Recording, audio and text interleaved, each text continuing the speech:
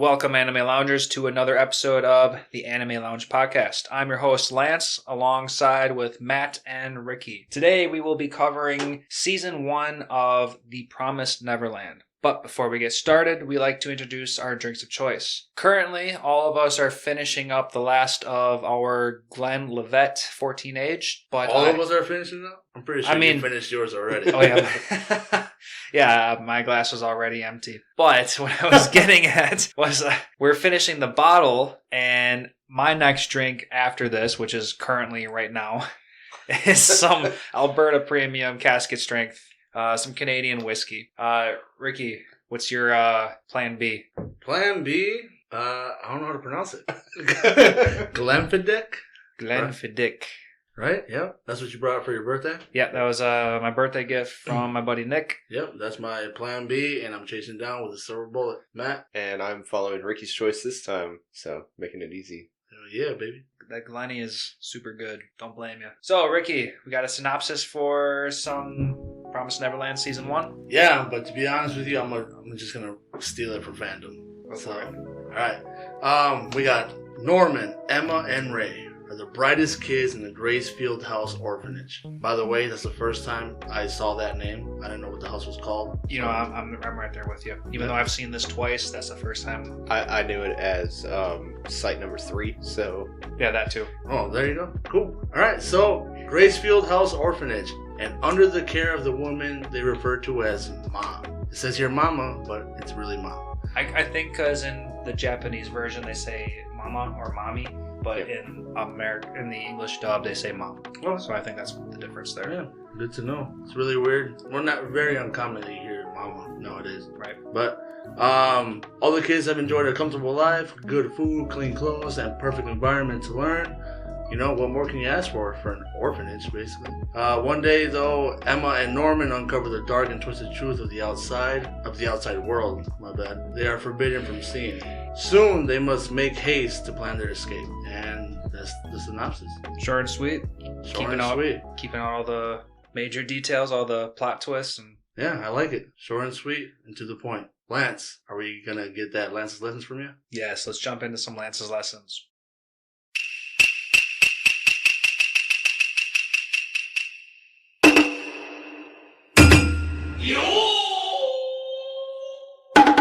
Today's Lance's Lessons is the Japanese word for mother. It is okasan.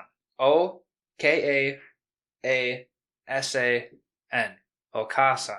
Fitting because we all know mother, mom. And I also feel like maybe we should start throwing out some more easier to handle words, some more everyday kind of words. So I think okasan is something that you can use every day. You can even start calling your own mother okasa. So there you go. But a little behind the scenes, where'd you learn this word from, Lance? I mean, I've always known this word through anime. Yeah. But what'd you bring with you? But usually I go to Google to make sure that I find some kind of translation. And because personally I know that mother is okasan, I Googled it just to check myself. And apparently Google doesn't like to refer to mom as okasan. So I had to go downstairs into my basement, into my bookshelf, and pull out my fucking Japanese textbook. From what? Genki 1, for anybody who knows anything about Japanese, they always suggest that you start with the Genki 1. Went through and had to find that, yes, indeed, okasan is mother. And this is a 3-inch binder that is full. Oh, yeah. And it looks pretty old. How long have you had it?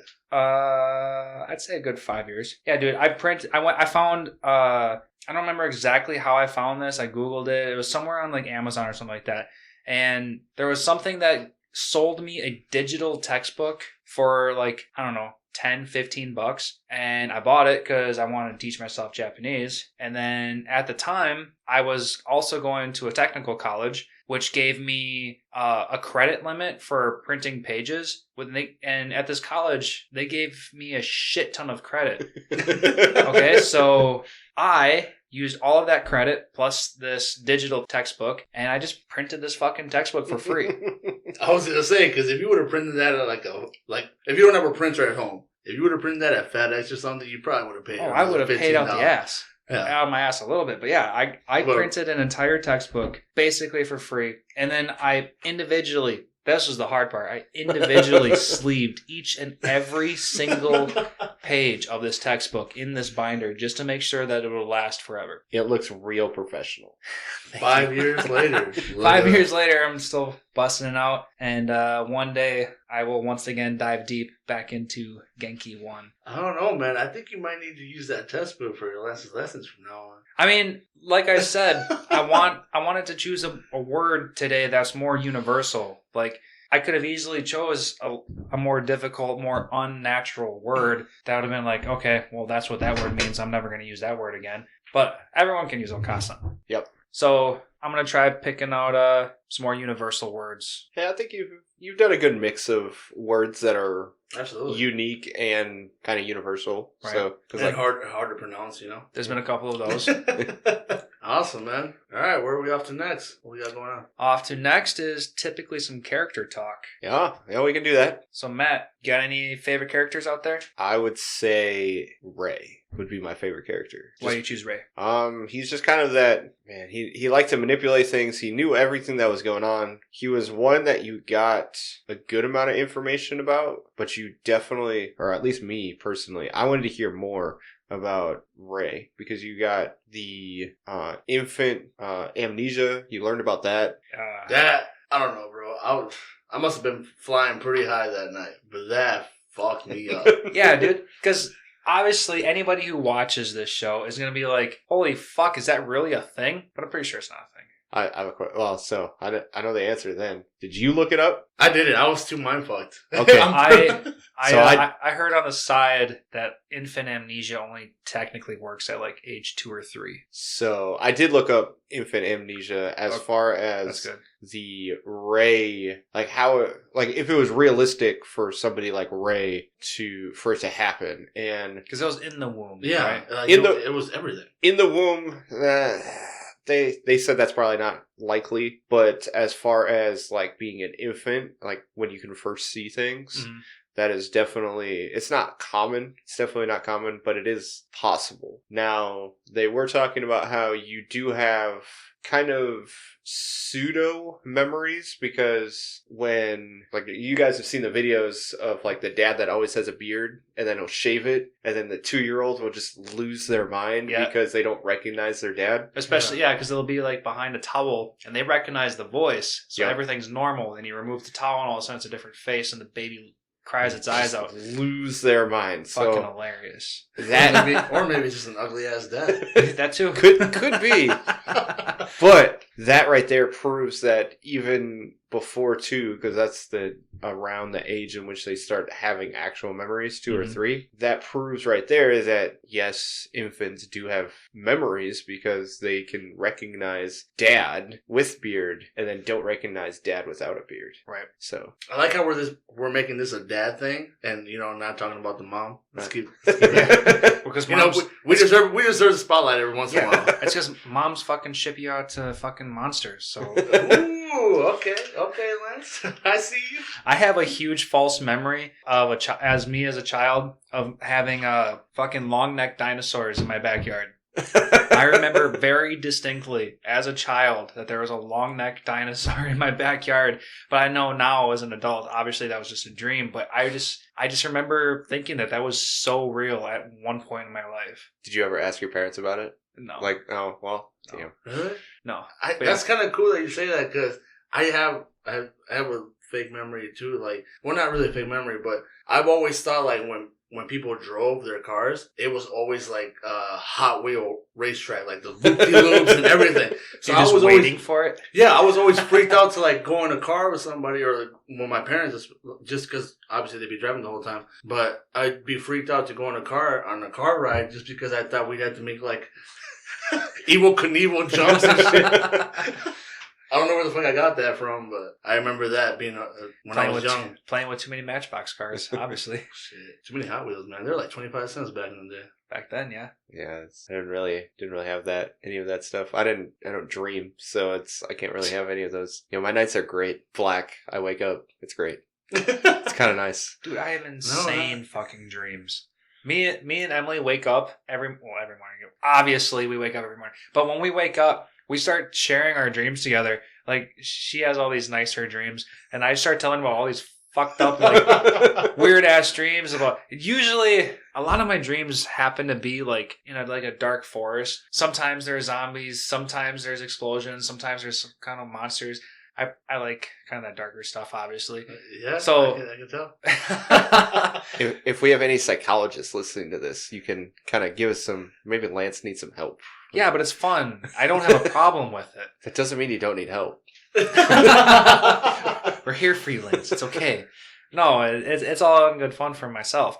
But like, I don't know, it's just fun sharing our stories with each other because our dreams are so different. That's cool, man. Like, sometimes I just wake up, like, I'll remember having a dream. I just can't remember the dream. Oh, yeah? Like, I'll wake up and I'm like, shit, like, that dream was so real. Like, I want to tell my wife, and then I just forget. Like, I can't. Oh, I have so much to tell you.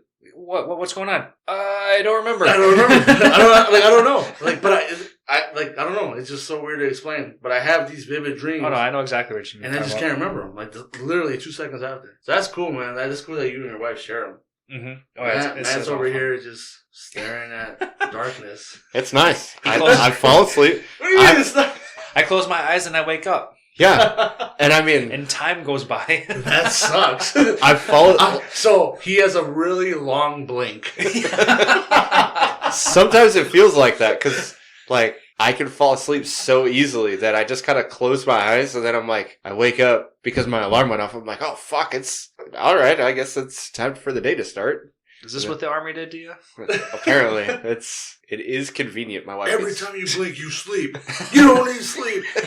Get back out there. It's nice. It's nice. That's nice. My wife gets jealous because she can't fall asleep really quick. And then, like, I'll say goodnight and I'll be out. Just turn over and I'm already asleep. Oh, I hope that's so Emily. I hope my wife's not listening to this because she says the same exact thing. Like, she hates it. You can pass out on a dime? Oh, bro. Damn. On the fucking dime. So we gotta get into our personal lives here. We have this fight like almost every night because she likes to sleep with the TV on, and I hate it. Cause even when you close your eyes, you can still kind of see the light. You know what I mean? And you're still paying. Yeah, exactly. You can still see the light because your eyelids are only so thick. And she always says, "Well, you can fall asleep in 2 seconds. I don't care." I'm like, I don't care. We shouldn't be wasting electricity. Turn the fucking TV off. I just don't care. Same thing. My wife says the same exact thing that your wife says, Matt. Lance, what about you? Can you fall asleep? No, it takes me a minute. Emily is on your guys' side. She will fall asleep pretty instantly. Like, she likes to go. Oh, bro, why are you here? We should have Emily here then. She likes to fall asleep with one of her favorite shows on in the background because she doesn't want the fear of hearing something on the outside keep her from falling asleep. So she drowns herself out with something natural. So we go to bed with the TV on, and I'll be like playing my phone game, watching the TV, and she'll be on my side. And all of a sudden, within a matter of seconds, I'll look to her and like, there's no way she's sleeping. And there she is, snoring away. Like, damn, dude, that's quick. She falls asleep pretty damn quick. I wish I had that ability. I mean, there's times I can get there, but... You gotta be like dead ass tired, I'm guessing. No. Being on, now that I'm so used to a second shift schedule, I can't go to bed until like midnight at the very earliest. Bro, I used to be a trooper. I used to be the type of guy, like, I'd go out to bar close, 2:30, go to bed. I gotta be at work at 6 o'clock. Wake up at 5:30. I'm good. Let's go. Yeah. Back when I was 21, that was me. Bro, I can't even, like, if I'm past 11 o'clock, something's wrong.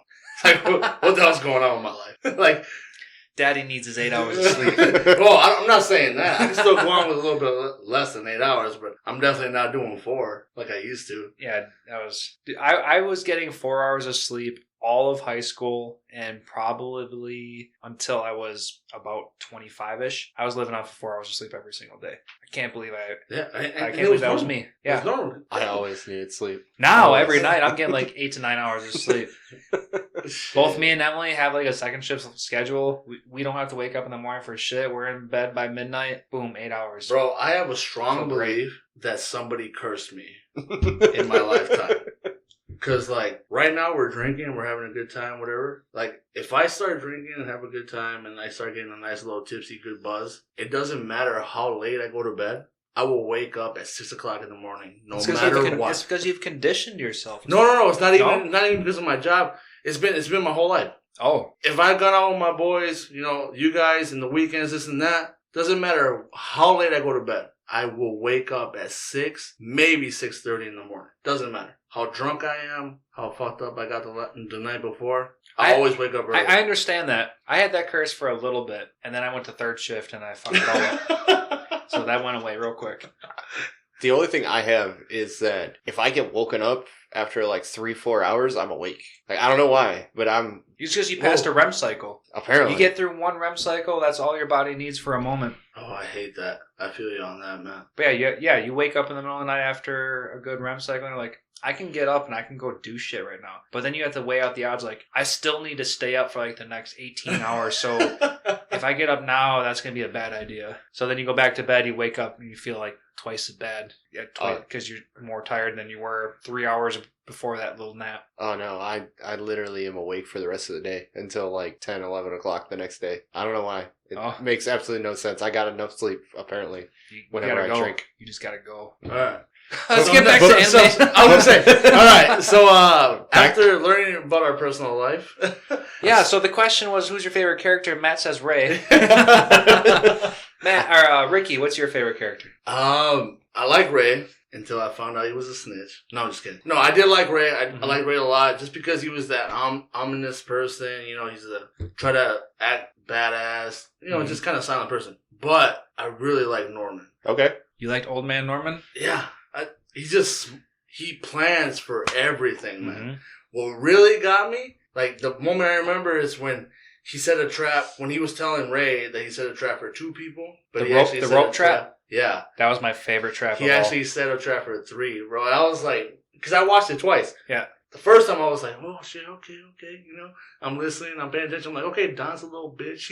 I'm just kidding. He's a snitch. But then the second time I watched it, I already knew what happened. I'm like, God damn, how did I miss this, man? Yeah, dude, if you don't pay attention to this fucking anime, you're going to miss... These small details mean a lot. Mm-hmm. Yes. You have to, be on board step by step. And it's funny because, like I said, I watched it twice. The second time I already knew what happened, so I kind of know where else to look. And the same situation happened with my wife. We watched this show called The Mentalist. And it's almost like the same type of strategy, planning ahead and, thinking about what's going to happen. And she ended up passing out during one of the episodes we were watching. And then we rewatched it the next night. And I already seen the ending. And so there's this one point where I'm looking and I'm like, I already know what happened, so I know what to look for. And she watched it for the first time and she already found out who the killer was. Damn, just like that? Yeah, she noticed every single detail. And that's why I really like Norman, because he notices stuff. He knows what to plan for. He knows what to look for. He's just smart. Yeah, dude, obviously he's the smartest. There's a reason why he's on the top 3. Yep. Perfect scores, man. He's premium grade. Yep. Yeah. Lance, who's your favorite? My favorite is also Ray. Okay. I'm not going to dive too deep into this because we've already talked about Ray enough, but I think his cool emo-ish, maybe more specifically, he's got that punk look to him, and I've always loved the punk look. Yep. You just want to go back in time. I do. I like the punk look. I mean, high school all over again. Exactly. So I appreciate him a lot. But to throw just a little bit more of a variant, Emma, she's got that glass half full mentality. She wants everyone to, carry on and live happily. And you just gotta admire her enthusiasm. Absolutely. She's definitely the main character of, I don't know about you guys, but she is the main character of the series. To be completely honest with you, I saw the cover. I thought they were all boys. Really? That's not the first time I heard this. As soon as she started talking, I'm like, oh shit. It's because she has shortish kind of hair, so it throws some people off. It reminded me of Meliodas from 7 Deadly Sins. I don't know if you guys ever watched that. I love that series. I didn't watch the final season. I haven't either. So okay, so we're on the same page. Okay. But yeah, she love that series. She did remind me of Meliodas. He does. Yeah, they've got some similarities. Hairstyle kind of thing. Yep. But yeah, I thought they were dudes. I thought they were boys. But I'm not saying it takes away from anything, but I seriously just thought they were boys. There's no girlish features unless you hear her talk. I mean, she is what, 11? So No, yeah. Well, I'm not saying that. I guess. Damn, man. I guess. Well, like what? Almost 3 years ago when Matt told me about this anime and told me to watch it. I didn't really pay too much attention to the cover. So let me just bring that up. I love how you this bring is 2019, right? When season 1 came out. Anime-wise? 19. I love how you said 3 years. Like you said it a couple of times. Like Matt told me to watch this years ago, but I haven't listened to him until now. Oh no! I did listen to him 3 years ago when this anime was first launched. Matt watched it before I did. He told him we were just talking anime, and he was telling me that he watched this, and he said that I should watch it. So I'm like, all right, I'll watch it, dude. We gotta start off by saying that this is a beautiful anime. Yeah. Yes. I don't know about you guys, but this is like top 2 of my that I can characterize as the most beautiful anime. Wait, what do you mean? What do you mean in that sense? Like animation, like how colorful things are, how dude, this has such a the one angle I was trying to get my fiance Emily to watch this with me is like, if you like Disney movies, you're going to like this anime. Oh, I should also throw this out to the anime listeners. I got my fiance to watch this with me. So I got a lot of fun, side stuff watching her watch this and get all her emotional statements throughout the entire series, which is a lot of fun for a second time. I hope you get to viewer. share that throughout the episode. Yeah, and I made notes on when Emily was being pointing out stuff and being like just emotional at some points, and I'll sprinkle it in. Yeah, but it's awesome. Thank you, because it's great to hear she doesn't watch anime. She's Emily is, not to say that she's anti anime, but she doesn't like the concept that most anime revolves around children. Mm-hmm. Totally understand. Don't blame her for that. My defense is like, most anime is geared towards children. You got the superpowers and, let their imagination go wild. It just so happens that the rest of the world also watches it, even if they're adults, and it's but there's definitely adult anime. It's just the childish animation. Also, high school seems to be the most popular age frame when it comes to anime, and that's what it really comes down to. Yeah. So I think she enjoyed it, but she also was like, I don't want to be part of. I don't want to be judged, and that's something that I said fuck it 20 years ago. So I never cared. Yeah. I feel you on that one. It's something I've been watching my whole life. So at this point, I'm like, whatever. I don't care. Man. I talk about it at work, and everybody's like, "Oh, you're one of those people." I'm like, "Yeah." Fuck yeah. Yeah. Dude, you're missing out. Yeah. Dude, animation is the future. Yeah. I don't know about you guys, but Emily was also a middle school teacher. All of her students watch anime. Boys and girls. Yep. All of them. Dude, you see anime is growing. Disney getting into anime?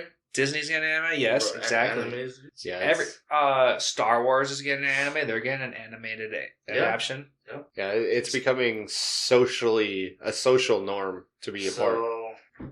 Exactly. But, I mean, you can tell by the things that I bought when I was in my teenage years that I didn't care.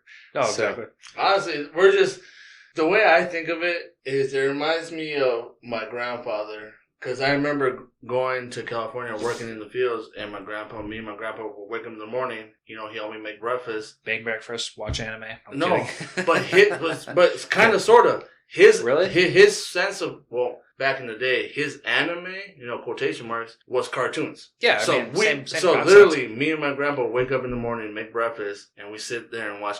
He would put on cartoons. Sunday morning. Not just because I wanted it, because it's something that he watched himself. Anime is just better quality cartoons. That's all it is. Exactly. So that every time I think of, especially when people judge, I don't understand why people judge about this.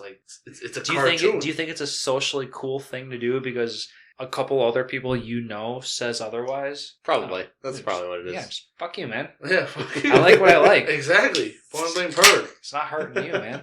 But anyway, so that was one of the questions I was going to ask is episode 1. Where do you label episode 1 as far as all right, this definitely has me hooked? Because pretty much every time I've watched episode 1, I'm like, oh yeah, I remember why I like this. Because episode 1 is intense. It's super intense. I know my answer.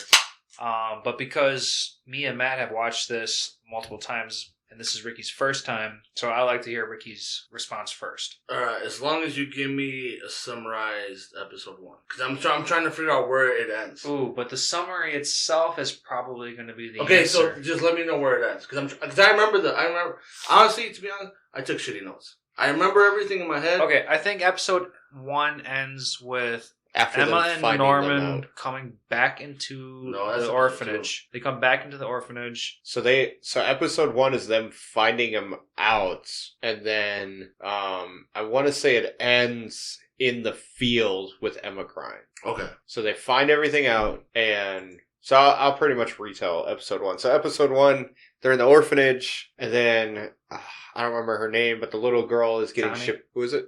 Connie. Connie, yeah. Connie's getting shipped out. Ray's like, hey, Connie forgot her stuffed animal. So Norman and Emma go and attempt to give Connie her stuffed animal back. And that's when they find out about the monsters. And then some suspenseful stuff happens. And as you see him running away from the front gate, and Emma is crying because basically their whole world got turned upside down. Okay, yeah. So she is crying in the field. Yep. I liked episode 1. I don't know. It didn't catch me there though. Okay. The moment it really caught me, and that's why I thought it wasn't episode 1. I'm pretty sure it's episode 2. The moment it caught me is when Norman was telling Emma. Emma was freaking out in the morning, and Norman was all happy and smiling and this and that. And he goes up to her, like, right next to her ears, like, hey, smile. I get it. I understand. It's a fucked up world out there, but you need to realize that nobody here knows that we know. Right. Smile. That moment, like, that's why I like Norman. From that moment on, I was hooked. Like, Yeah, I really want to find out He's what planning ahead. Yeah, I want to say that's So episode 2 took me. Okay. Episode 2 is what caught you? Mm-hmm. That's kind of surprising. That is It really surprising because, dude, as soon as I saw that dead fucking Connie, I'm like, I'm all in. When I saw because it goes from dead Connie to the alien, or the monster as they call it, and I'm just like, Demons. yeah, The demons. children that's- call them demons. Mhm. Yeah, and from that moment I was like, all right, I want to see what's going on. Yeah, dude. That was probably, I mean, I know you got hooked on episode 2, but like, personally, this was probably my most favorite episode 1 out of any series in my entire life. Really? Yeah, dude. Okay. I'm not So it dogging was on such it. because the beginning of the series was so. Happy-go-lucky. You didn't. I'm it gonna was mix really, all that in there. Yeah, it was so happy-go-lucky. Everything was so pretty and perfect, and then all of a sudden, everything flips ass end upwards, and it gets ugly. It Dead gets- children. It gets dark real quick. Oh, yeah, definitely. It just didn't hook me. Like, okay, I expect... There's a reason we're watching this anime. So I knew it wasn't going to be happy-go-lucky the whole time. So I knew something was going to happen. It just didn't hook me yet. Like I said, what hooked me was the strategy. What hooked me was Oh, a damn. fucking kid. Apparently, we're getting Ricky too comfortable with anime. Yes!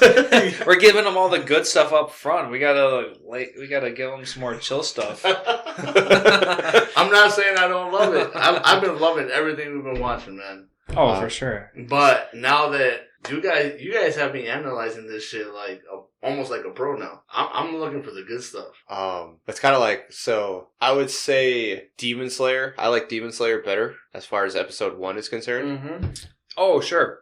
But it was definitely, it's up there, and then like just the shock factor, I would say Goblin Slayer was probably more of a oh fuck kind of thing. Oh God, dude. It was Goblin, man. That series was always intense. It's super intense, but this is definitely one of those where it's like that really good line between not being too gory and not being too fucked up to be. Yeah, they had that fine really line. good. They had that fine line between like almost mature versus like still for everyone.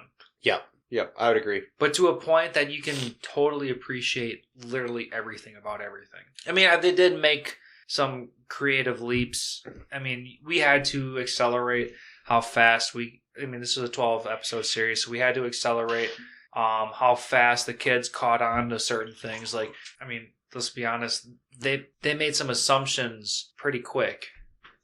But we also have to take into account that these fast assumptions are coming from the best of the best, because we were talking beforehand that this is Plant 3. These kids are the best of the best. Yeah, these are all top tier. Well, They're all high quality. High quality. These brains are top tier. So, of course, we should assume as watchers, even though that you might not want to think about it at first, judging off of their age, that these kids are smarter than normal. Yes. So we have to keep that in mind, and as long as you know that, you should accept that They could come to terms with things really quickly. Yeah. Yeah, I'd agree, because it's one of those things where if you really look into it, like Norman, he's really that smart, and then you got 3 people that are just probably the smartest person in your school, kind of smart, and even that might be they're smarter at 11 years old. 11 years. Yeah, he's already topping out high schoolers. Yeah. That will, us Americans used to. Topping out college students, bro. Yeah, right. Come on.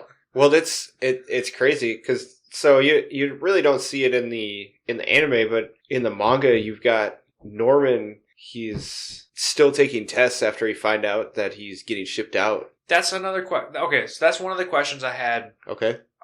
That I wanted to bring up eventually. So throughout this anime, we see plan after plan go into motion, and we see them carry out various things. Yeah. But what we never see is them doing continuous testings, because from what we saw in like episode 1 and 2 or whatever, they get tested pretty frequently. They get tested every day. Yeah. It's daily. But we don't see that anymore after. Yeah, that's a quick test. It's just like having a right. I mean, I quiz. know they're skipping it just to carry on, just to progress the story. Yep. But like they never once again bring up the fact that just to emphasize, like they're studying or like I know. I know. I mean, I get 100% what you're right. saying. Like to emphasize that their brains are the most nutritious. Right. Yeah. So what happens, I'll give you kind of a time lapse throughout the day, is that in the mornings they essentially they just do their tests, and then after their tests the rest of the day is theirs. So they can do whatever they want for the rest of the day. So pretty much whether that's studying or studying or basically they all go outside and go play, because they talk about how the best way to basically develop is lots of exercise and love and education. Right. So you get the morning where you basically take your test, and then after your test you get the rest of the day to go do whatever you want. And you really don't see that too much in the manga. The only time after that you see more of it is after Norman finds out that he's getting shipped out, because that... You're not going to dive too deep into mass manga mentions right now, are you? No. This is not really anything I was going to bring up unless you guys brought something up. So Norman is basically like having a oh fuck moment while on top of taking this test and still getting a perfect score on the test, while having basically a panic attack on what he can do in order to live, and he still has to take this test, and he still gets 100 on his test. Like, that just kind of proves how smart he is, that he can compartmentalize that well, and it's kind of intense. I couldn't imagine. Yeah, damn, dude. If you knew your life was on the line, would you put any more effort towards learning? But then again, they're trying to show Mother that nothing has changed. Like they're trying to prove that they're not suspicious, that they're not the suspects. Well, I think it was just so much in his routine to get a perfect score that he could not get a perfect score. Like, because he was getting shipped out no matter what. So he's already a prodigy. Yeah. It's insane. Definitely not that smart. Not even close. Right. Before we get too much further, can I backtrack a little bit? Can we talk about like that opening credit scene? Okay. I know I've mentioned in like past episodes that I give two shits about opening credit scenes, because it gives up too much information to look forward to. But dude, this opening credit scene is what was it? No. Yeah, exactly. This is by far my favorite opening credit song. It's just so fucking catchy. Fucking love it. Also, it's short and sweet. I don't know about you guys, but it was short. If you didn't notice, most animes opening credit scenes are a minute and a half. This one was like, what, a solid 30 seconds? So most of them were about 80 seconds. So, short and sweet. man. This I one's like how you 30. guys were timing this. Well, it's because when you okay, in my personal life, and I'm skipping through these opening scenes because I don't want to see it anymore. Yeah. It's 8 clicks. You can every time you press it, yeah, exactly. It's a certain amount of clicks because you skip 15 seconds and you're like 1, 2, 3, 4, 5. You count it out and then boom, you're into the next scene because you know that every anime is a minute and a half for an opening credit scene. Get your shit together. No one cares about the. Okay, fine. You might, once in a blue moon, you might have an awesome opening credits scene. But take notes from The Promised Neverland. Make it 30 seconds. Short and sweet. It's 30. Beautiful. It's like 35 seconds. Something like that. Dude, I watched over half of these opening credit scenes just because I wanted to hear na na na na na na. Dude, I'm about ready to download this song. I fucking love it just because it's... Speaking of, I do have Tokyo Ghoul's opening twice because there's a heavy metal remake to it, and it's super, like, whoever did it did an amazing job because it's great. And then I have the actual opening. And then, so it's Tokyo Ghoul's and Yu Yu Hakusho's opening. Those are my two favorites. Oh, of course, Yu Yu Hakusho is always number one of my favorite. But I do skip it all the time. My favorite so far. I listened to the first. Oh, shit, sorry. No, you're good. My favorite so far since we started doing this is I know it's one of them from that time I got reincarnated as a slime. But it changes every time. There's so many intros. But I gotta find it. There's one intro that was on for like probably 6, 7 episodes, and that's my favorite intro as of now. Damn, I'm so used to skipping intros. I didn't even realize they changed it a lot. Yeah.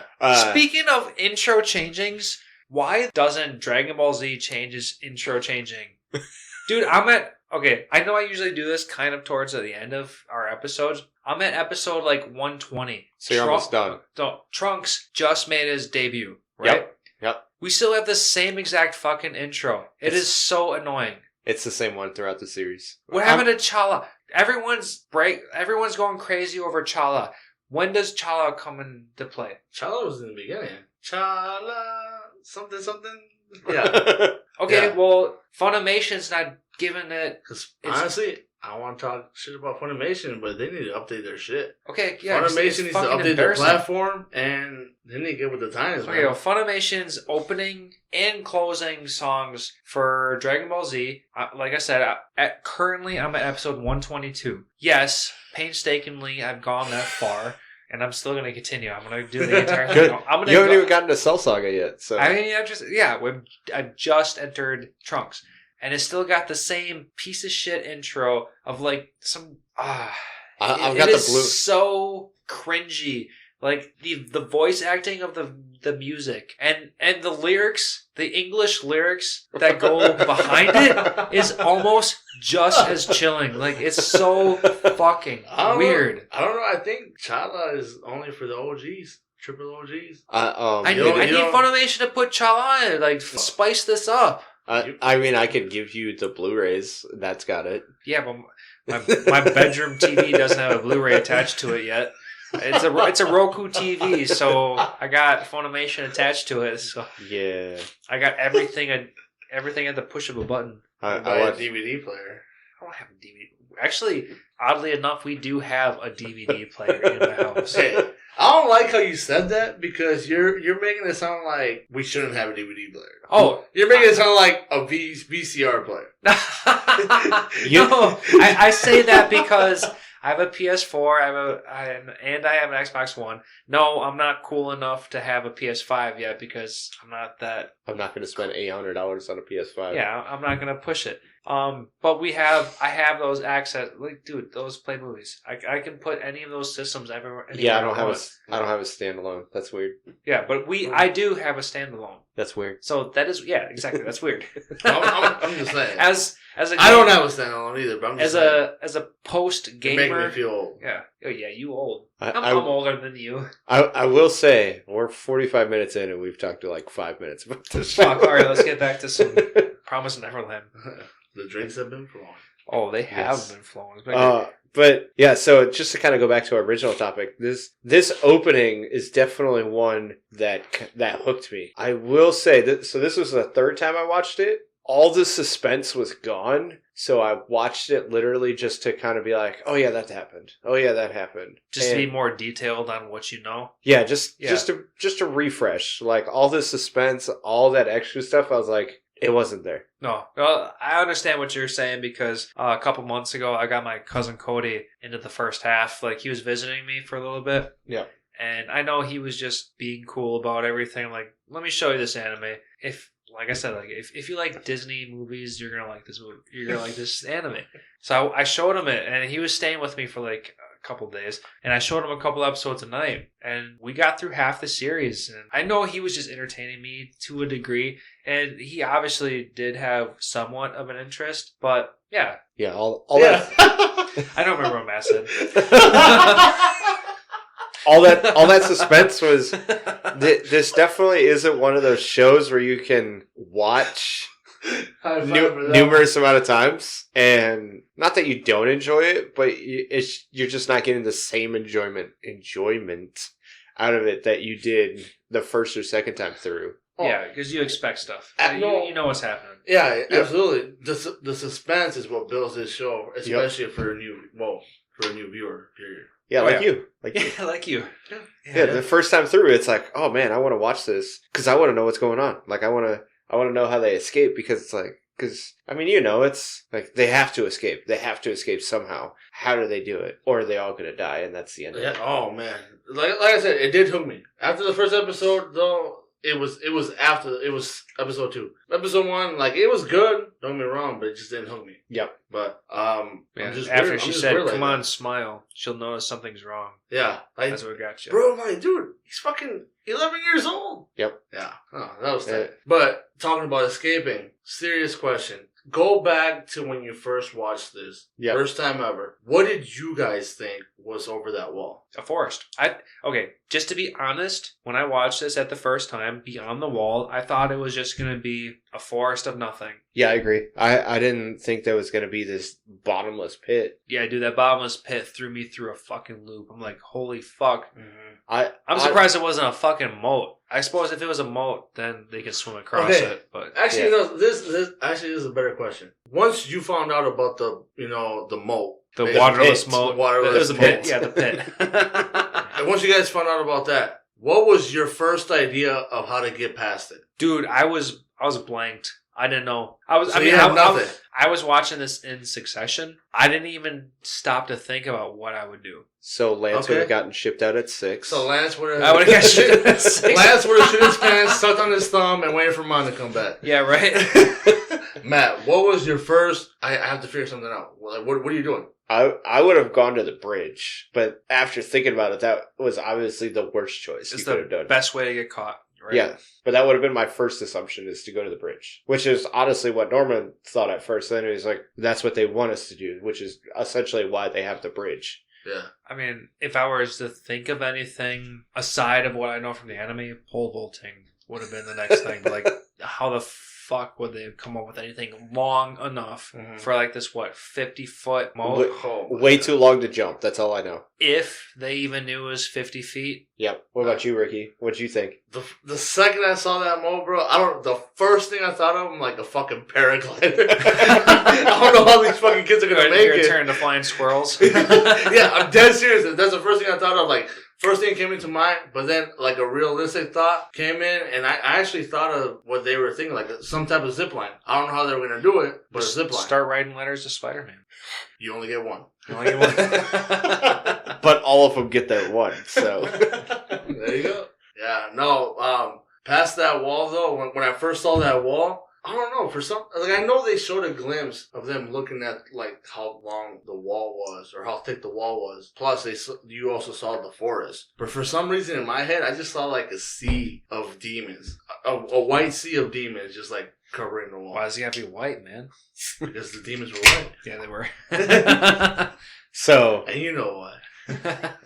When I first saw the wall and then the forest, I initially thought that it was going to be like another wall, but there were actually people, like the demons were actually patrolling it at that point. On like, the outside, in the forest itself? Yeah, in the forest. I thought there were going to be demons in the forest. I would think that would be a very smart thing for So two walls. Essentially, yes. So Well, who paid for the a first legit wall. The Mexicans? Yeah, exactly.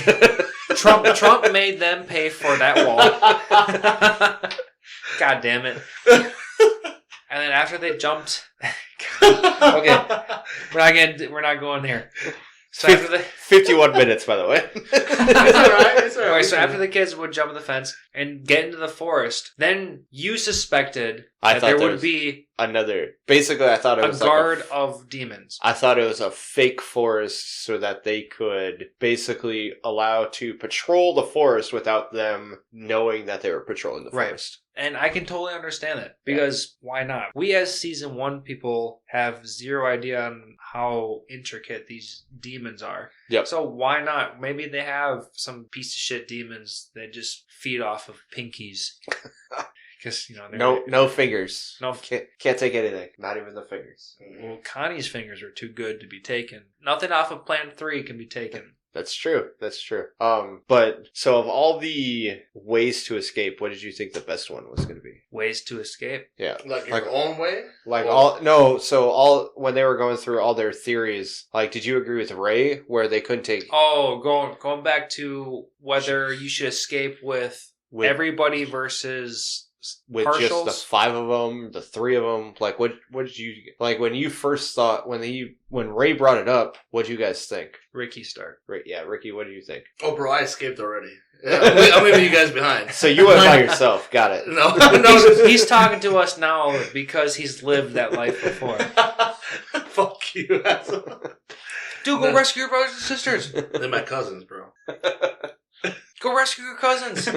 No, in all seriousness, I don't know. Like, I was torn. Like, yes, you want to take everybody because, like what they said, you guys been here since you were babies. You guys are literally a family. Yep. I don't give a fuck if you're not blood or not. You're a family. I was torn, man. Like, I don't know. I wanted to take everybody, but then again, I know realistically, I can't bring the small kids. Yeah, that's exactly what it is. And I really liked how they explained it and how they knew to, like, sort out the people that they were bringing. Right. Because they can't ship the other kids out. They have 2 years, at least. At the minimum. Minimum, 2 years. Yep. So I liked how they explained that and how they coordinated that. I did like that as well. Lance, what did you think? Let's revise the question. Okay. Repeat the question or revise? Yeah, revise the question. Say the question again. Repeat the question. What plan did you think was the best? Like, which theory or escape plan did you think was the best? In terms, okay. Of accessibility. Oh, if you're going to go on that term, then obviously leaving the kids behind. That was, okay, so the question's basically leave the kids behind versus take all the kids. So it's either Ray, Norman, Emma leave, Don, and... I suppose that was Ray's initial plan. Ray's initial plan was take just the 3. Yep, just the 3. And then Don and Amelia? Not Amelia. Trying to blank on her name. Emma? Gilda. Glasses. Gilda. Yeah, take Don and Gilda with Emma's initial plan, which was bring everybody. Everybody. Literally everybody. Yes. Babies and all. Yep. So I can ask it this way. Did you think her plan was feasible? No. So what'd you think? From the very beginning, I was always on Ray's side. Okay. We're talking about children here. Yep. As we learn throughout the series, they get seasons. They get snow. Yep. So we can see that even if they were to escape, every single children, 38 of them? 37. 37 of them? Yep. Even if every single one of them were to escape, how are they going to keep everybody alive? There's going to be a winter. Winter's coming. Kids are going to fucking die, dude. Yeah. Honestly, I agree with what the anime did. Leave the lower half, not even the lower half, like the lower 4 and younger. The ones that can't be taken yet. Yep. Leave those behind so that they can mature enough. Because Phil is obviously a fucking super genius as a 4-year-old. Yeah. Fuck that. That's so weird. Didn't accept that. Phil is just that adorable child that you just smile at. You don't. He should not have any smartness to him. Anyway. I was on Ray's side. Have all the mature people escape. So with a 5? Maybe more than the 5. I was cool with expanding it. Okay. And then do what they were doing and make a plan to come back and rescue everybody else. So that's as far as I can go with that one. All right. How did you feel, Matt? I thought the best plan would be for the 5 of them to go, but I completely understood what Emma was getting at, just because I mean she's the optimist of the group, so she wants to bring everybody. And then when it came to just essentially the ones that were old enough to ship out, that one made the most sense once it got to that point, because obviously Emma does not want anybody to die. And their explanation of, hey, you guys aren't going to get shipped out for at least a year and a half, so you're safe. You're good to go. Everybody else needs to go now, because if we leave, you guys will probably die. Mm-hmm. So that just because of natural circumstances. Yep. So that was how I felt about that. Which, side note, I mean, I'm going to get a little bit weird at this point, but like, if they had brought every single person, every child, baby on that zip line, I would have low-key totally wanted to see a couple children fall into that fucking ditch. Damn! Just as some kind of like, dude, shit's real. You gotta sacrifice a couple. Some people make it, some people don't. I mean, What do you mean shit's real? We already saw a dead kid in the first episode. Yeah, I know. Dude, shit's real. Sometimes you're gonna lose a kid in a fucking ditch. I mean, I could see that happening just that because baby weighs 10, 20 pounds, dude. No baby weighs 20 pounds. That's a bad day. It's a fat ass. It's a bad day. That's a really bad. That's a really fat baby. Okay, it's an infant. And that's a really fat infant at 20 that pounds. That infant can't make word. He doesn't know how to talk yet. That infant's getting shipped out at 6 is what's going on.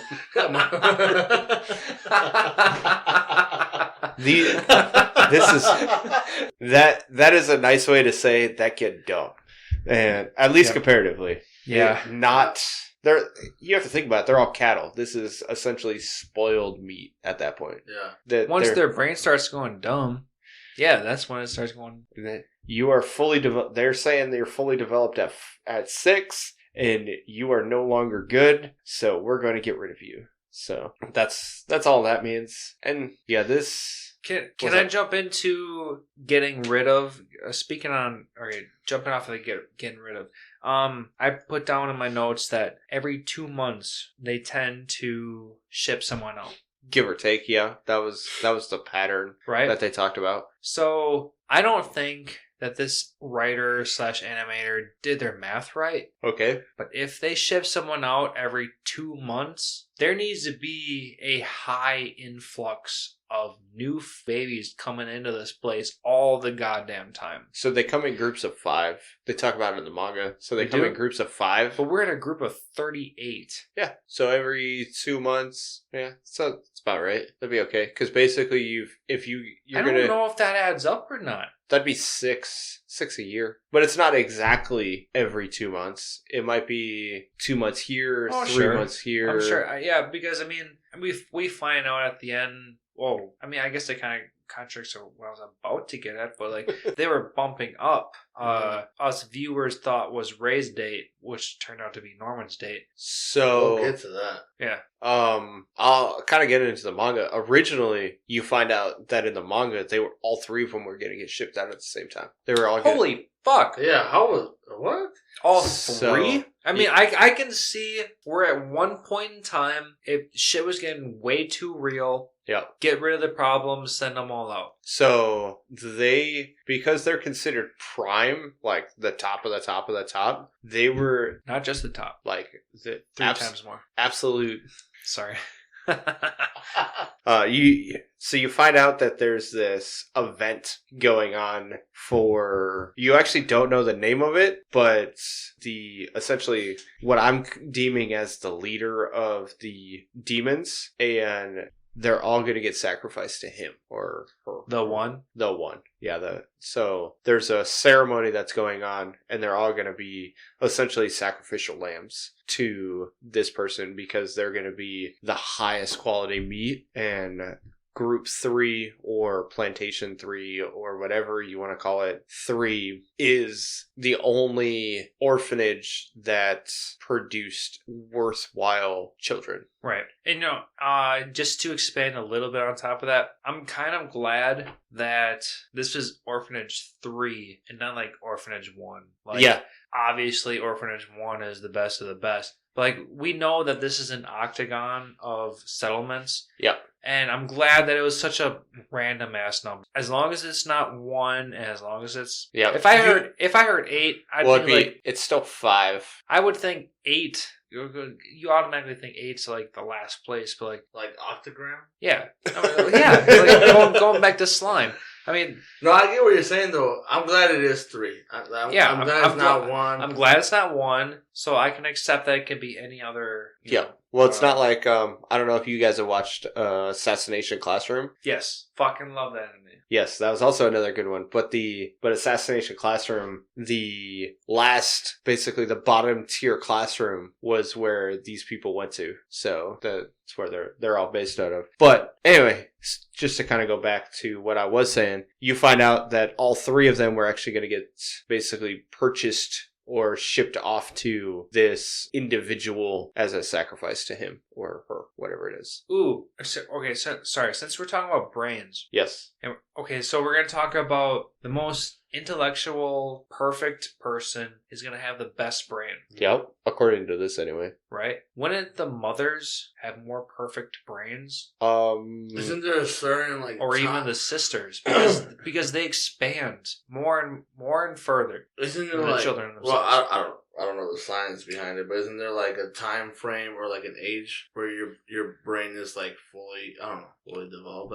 I mean, they could have bullshitted their way that like maybe there's a peak limit that like we need to add a drop. Like it tastes best at 12 years. Yeah. So they do go... if you're talking about smartness in general, these mothers just keep going up and up. They do talk about the process in the anime and how to become a mother, correct? Yeah. Oh yeah, they show it too. So I mean, you have to be recommended. Yes, they will be high quality because the mother for Emma recommends Emma to become the next Isabella. Yeah, Isabella tells her that she will recommend her to be the next mother. Yep. And then you find out that Sister Krona was essentially the same concept. Right. I'm actually watching, I don't want to cut you off, but I'm actually watching that episode right now. And one of the best things that I think, you know me, backstories. Yep. When they kill Sister Krona, they show her backstory. They show how she became a mother. Right. Yep. And I like that, the fact that they, up till then, you have no idea how they become mothers. Mm-hmm. And so I really enjoy that. And so it's just one of those things where they kind of talk about it, where basically it's, you guys know when it comes to, I'm trying to think of it's lamb. It's a specific type of lamb where basically it's like the best lamb you can get. And some people don't like it because you guys know what I'm talking about? Like it's a super, super high-end lamb. Like it's baby veal. Yeah, but it's like the high-end veal. Yeah. Where instances can be where essentially that lamb doesn't move for its essentially life. It's not very long, but it's life, because the younger that they kill it, the better the meat's gonna be. Oh shit, I didn't know it was that crazy. Well, so veal is lamb, and then I'm drawing a blank. It's just one of those things. It makes me hungry. I don't know. Yeah, dude, I can go for a sandwich or something. For real, hell yeah, we need to get some snacks. Beer break.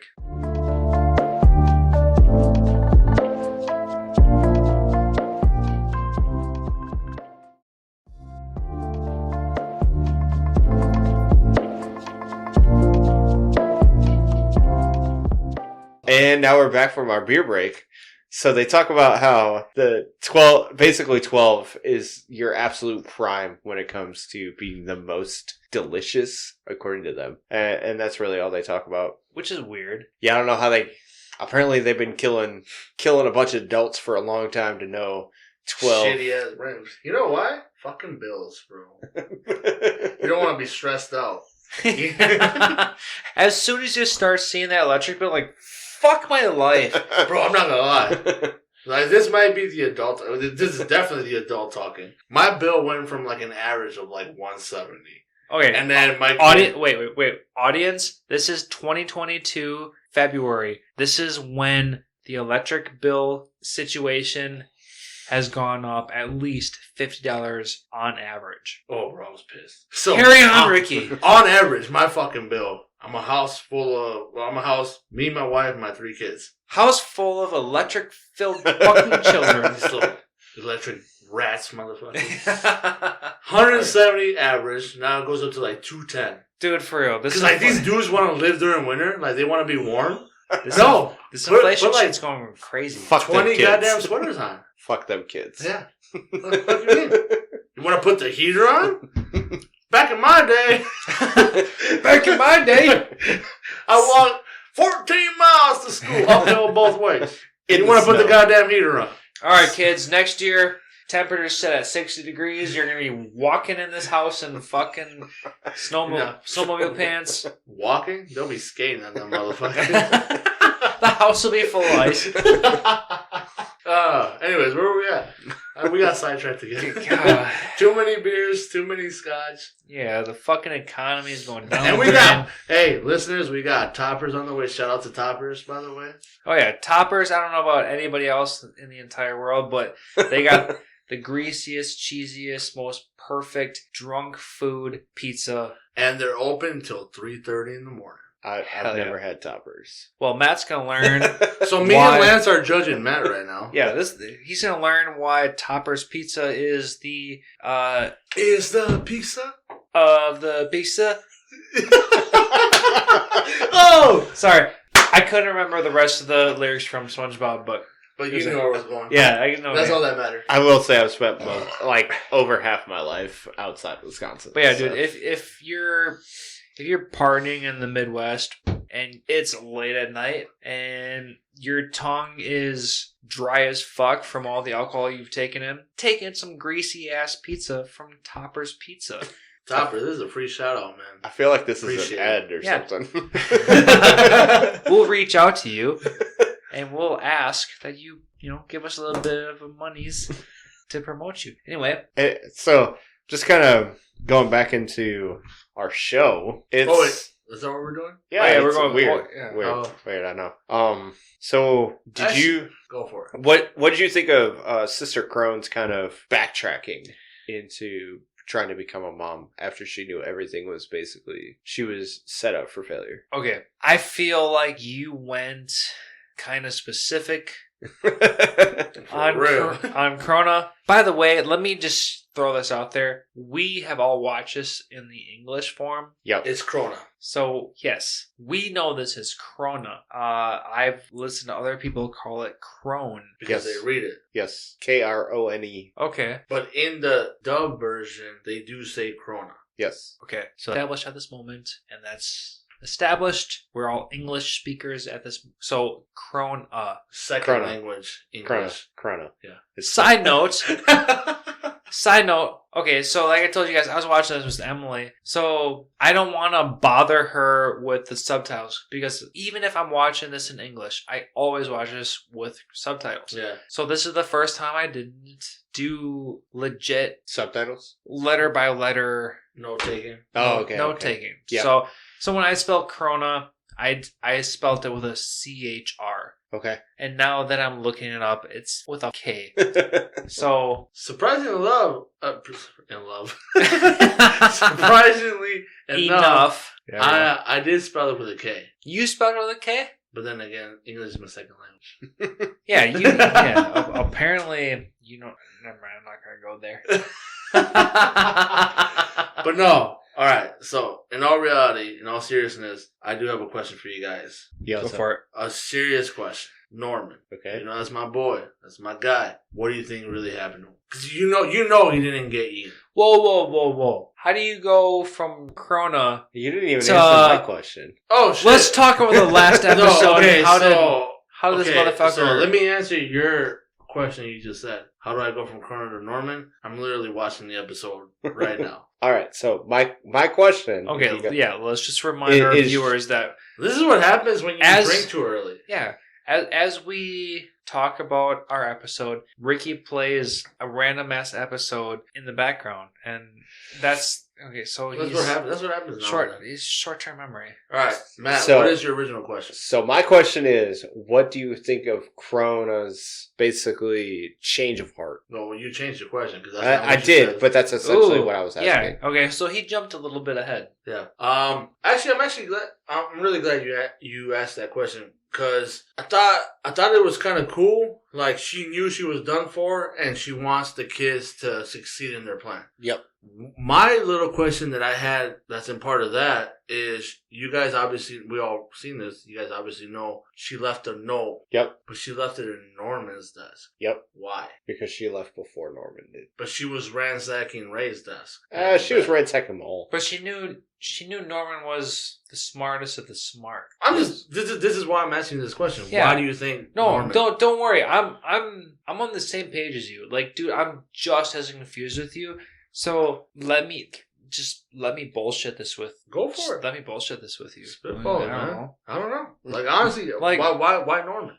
The only explanation I have is, yeah, dude, he was The smartest of the smartest. the smartest person. Yep. Which is going to lead me to something that I want to talk about a little bit later. Bring it up now, because you'll probably forget later. No, I will remember later because this is very important. Especially after a good slice of pizza. Ooh, he'll remember. He'll remember. Yeah, once that top roast gets here, yeah, it's really good. Matt, why do you think she left it in Norman's? Like, I know he's the smartest, but out of those three, why? I think because he would be able to come up with the best plan with said information. So she knows she's defeated. She, like, you got to imagine, she knows she's gonna die. She Yep. didn't, though. She At the kind of. You Wait, have that implication. No. Let's rewind. Sister left the note for Norman because she thought she won, right? And then let's fast forward a couple hours to when she confronts Grandma, and then she finds out that Grandma says, "Fuck you. Isabella has everything under control. Mm-hmm. I don't care what you think. Everything is gonna work out." So she goes in knowing it's a trap. And basically a last-ditch effort is her giving out said information in the note that she finds as a way for her to, she knows it's not going to work, but it's one of those things where, hey, I'm going to try this and see if it works in order for me to survive. She knew she was going to die. She knew it was a trap. Okay, so it's like That's why she left the backup plan. Yeah. Okay, so it's like a plan A, plan B kind of thing. Mhm. Yes. Okay, so And- plan A, she succeeds. Plan B, Norman and the fucking children. No, you have it backwards. Plan A is, I'm going to make sure the kids survive. Oh, she assumed she was going to fail. She knew it was a trap because once she just randomly goes and is like, "Oh, you're going to be a mother at this location," she knew it was a trap. And That's not the way I took it. yeah, it's once I watched it a few times, because I've watched it 3 times through, and then once I read it as well, it's like, oh, okay, yeah, she knew she wasn't making it out alive, and she was using that information that she has as kind of a last-ditch effort, and that last-ditch effort was, oh, fuck, well, that was absolutely for nothing kind of thing. And she basically knew it was going to be for nothing, but she still had to try. Yeah, she knew she was dead. And, Yep. and like I said, let me add this again. Them kind of reflecting, or like kind of envisioning her life passing through her eyes, the flashing through her eyes. Yep. That was beautiful to me. Yep. Like just to know what she went through to become the mom. Yep. Or to try to become a mom. You know, the program that she went through, the backstory, and it was her life. People say my life flashed before my eyes before I died, or that near death experience. Yep. That's exactly what they did in this anime, in that episode. That was awesome. Like, they do that with Krona. They do that with Isabella. Isabella. Yep. But I'm not saying she dies. Well, we're in season 1. She doesn't die in season 1. I don't know what happened in season 2. But they do show a flashback of her life, of how she became the mom. Yeah. Right. So Ricky, I know you had a question. What was your question? So I know we're going past Corona. Serious question about Norman. Okay. You know, we seen that he gets adopted, quotation marks. Yep. But at the last scene, he gets pulled to another room. I'm like 99% sure he's not dead. Okay. 99. Okay. You know what? That makes me so happy as you, as the newbie, to watch this versus me and Matt watching this multiple times, that you said that. Also, just so our viewers know, all three of us have no idea what's going on in season 2. We have neither of us. Nothing. None of us have no idea what's going on in season 2. But we all have the same suspicion that you're about to bring up. He's not dead. I don't know what he's going to become. Because, I don't know, man. There's no way that you can build, like, I gotta find out how to word this because I don't want to sound sexist at all. But it's not just women that are alive. It's not just the moms or the grandmas. You know what I mean? It's not the women that are doing. No. I'm not saying the women are doing it, but all you see as an adult person is women. The moms, the grandmas. I might have seen a couple glimpses of a man, but I don't know who they are. Like, what are they? Like, what? You know what I mean? Like, what's their role? I will say one thing. You'll never notice it until something gets said to you. The person on the other end of the radio is a man. You can hear it. So the person that talks about how people have escaped. Yeah, but that's what I'm saying. What's their role? Yeah, like we know the role of some women. I'm not saying all women. Is the grandma and the mom. Okay, Ricky, I want you to continue on your thought process because I have something I want to bring up. Go. But you know what I'm saying? Like, so we know some of the women's roles, like is a mom and the grandma. Yep. Like I said before, I can't remember fully. I took shitty notes, by the way. But I might have seen a couple glimpses of an adult male.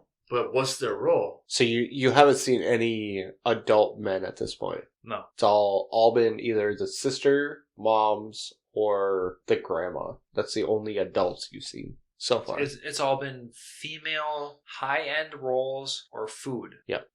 Now we can expect what to expect out of the male roles. Okay. So, you know... You gotta make a baby somehow, right? Exactly. That's what I'm going to get at. Yeah. Is that, remember, viewers, we have no idea what season 2 is about. I don't know about you guys, but I'm pretty sure it's pretty obvious. What if Norman is going to be... A fertilizer? The fertilizer. Yeah, the male role. Yeah. What if... Okay, here's what... Okay. Yeah. Here's the deal.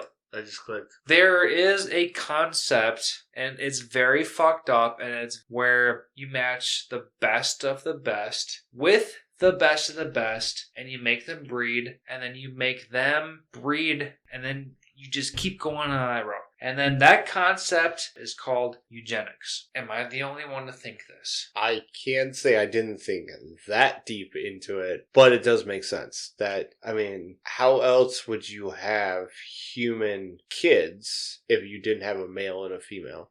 Says the fucking German, you fucking Nazi. I'm kidding. I'm totally kidding, Matt. Man, you're drunk. No. Okay. I only said this because this was a complete setup. I'm going to be honest, it was a setup. Eugenics was a Nazi thing. Oh, okay. I didn't know that in the slightest, no, but okay. It was... Eugenics was blonde hair, blue eyes. Oh, okay. It was the best of the... You breed the best of the best with the best of the best, and then you get the best of the best. I basically thought of Darwinism, but you know. No, same thing. I mean, this can branch out to many different things. I've been listening to so many other podcasts. I'm not even going to get into the middle of it because we're not going to get, Anyway, keep going. Anyway. So we need to have a sound drop for like when somebody's cut off. Like I had a good motion. No, you're and then Matt's like, cut your ass down. Yeah. But I do get what you're saying. My drunk ass mind needed to be like fucking restart. Like, oh fuck. Let's rewind. I can't rewind. I do get what you're saying. It's you got to have the absolute best of the best because in order to get what they're looking for, you need to have. I mean, top end. It's the same thing when you're getting cattle. It's yeah, and that's That's my angle. Okay, He's again, I we have no idea definitely what thought season about. two is. I definitely thought about the fair relation. Like, Yeah. I definitely thought he's obviously one of the best minds. Norman is obviously top tier, smart as shit. So if he is smart as shit, what if he passed on his smartness to an off breed? Yeah. They turn him into the sperm donor of sorts. Right. Yeah, I can get that because in Yeah. order to get the best, you need the best kind of things. Right. And that's why eugenics is fucked up, but... So we're on the same page. Yeah. We're all on the same page that he's not dead, right? Oh, It's good assumption. No. Yes. Matt. there's no way in hell he's dead. I would agree. Right. I will tell you the manga does not tell you anything. Awesome. I love that because I love when we're on the same fucking page. Sometimes I fucking hate when you know more than us. But that's what you get with reading manga. You know, manga's different. Sometimes you get some added details that are Sometimes you really don't. important. Sometimes you get a whole completely different story. Yep. Honestly, I like when a movie or a show or whatever follows the original concept, which is usually a book. Yep. So I like it. But we're on the same page that Norman is still alive. Norman's still alive, and they're going to use him for something. So let's just have fun with it. You know, now we're at this page, right? We're the same page. How do you think be creative or whatever? How do you think they're gonna interact again? Like when they first see each other, where is Norma gonna be After the escape. You mean Norma Emma Ray kind of interaction? Like, okay. If they ever meet up again, is Norma gonna be like brainwashed? You know what I mean? Like, what do you think's gonna happen? How do you think they're ever gonna meet up again? I have a good idea. I want Matt to start this. Oh man, I haven't even thought about it. You haven't even thought about it? No. Okay, I'm gonna be honest. Half of what I have to think about, or let's just remember that we haven't yet to see what season 2 is. Yeah. But the thumbnail for season 2 is Emma sitting side by side with one of the fucking demons. So we know that there's some kind of interaction, and there's just gonna be some, I don't know, diplomatic. It's gonna get diplomatic as crazy. But I do assume that Norman's gonna be alive, but my assumption is that he's gonna be the main seed for all the females. Okay. Damn. Norman's gonna be the main seed, right? Yeah. How long? Okay, so let me ask you this: how long of a time frame do you think it's gonna pass between them seeing each other? 2 years. Is that kind of what you were thinking? No, that's not what I'm thinking. But I'm just you're gonna guess. You're gonna say they, and you're gonna say between Norman and Ray Emma. Ray and Emma, yeah. Ray, Norman, and Emma. How long do you think it's gonna take for them to meet up? Yeah. Like to see each other. Okay, so I think Matt's on the right mind frame because we learned at the end of season 1 that there's going to be a 2-year deal between the 4-year-olds that get left behind and the 6-year-olds there's a 2-year limit. Okay. I really do hope that made sense because otherwise I'm just calling these kids whatever. So 2 years. I'm totally on board with 2 years. So you're saying Norman's going to be the main seed? Yes. For these women. Yeah. All I'm saying, so that's why I want to ask you. All I'm saying is Norman gets taken at 12. Yep. Yeah. And you're saying 2 years, that makes him 14. You think he's gonna? Yeah. For our viewers, he's pumping. He's pumping. So Because this dude's. If we are gonna go on the quote unquote eugenics route, and that's what this is. That's exactly what this is. You don't know that? No, you're making an assumption. So I think what they're gonna do is, I don't know if you guys have seen Hunger Games, but basically they're going to manipulate and brainwash him into believing that everything that they're doing is correct in order to get Emma and Ray and all of them to basically switch sides. And I think that's what's going to happen. Matt, I think we just earned our first high five. This is second on air, but first today. First today. Yes. Because I think the same as I think you are. Yep. Like, yes, he's smart. I know he's not dead. Like, obviously I want to believe he's not dead.